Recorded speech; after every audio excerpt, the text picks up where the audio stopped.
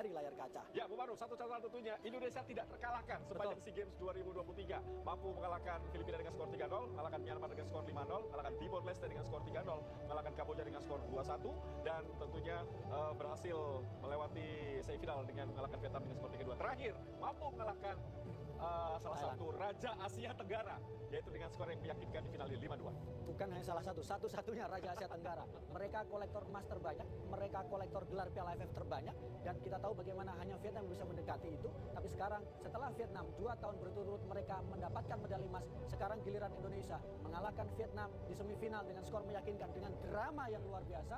Dan akhirnya kita juga melihat lagi bagaimana mentalitas dari para pemain yang juga tampil sangat luar biasa, memberikan medali emas untuk Indonesia, untuk Merah Putih. Ya, kita berikan aplaus tentunya untuk Vietnam meraih medali perunggu setelah mereka berhasil meraih medali emas di tahun 2019, 2021, dan mereka gagal untuk 3 kali secara beruntun meraih medali emas setelah mereka harus disingkirkan oleh Garuda Nusantara dengan skor 2-3 di semifinal, dan mereka berhasil mengalahkan lawannya di perebutan peringkat ketiga Myanmar dengan skor 3-1. Ya, ini kita lihat Vietnam, Thailand tidak terlalu bagus musim ini atau tahun ini kualitasnya. Apakah Anda melihat ini menjadi sebuah hal yang juga dilihat oleh para pemain sepak bola? Iya, ada perubahan untuk kubu dari dua negara ini ya. Pertama adalah perubahan dari komposisi pemain, kedua adalah perubahan dari komposisi pelatihnya.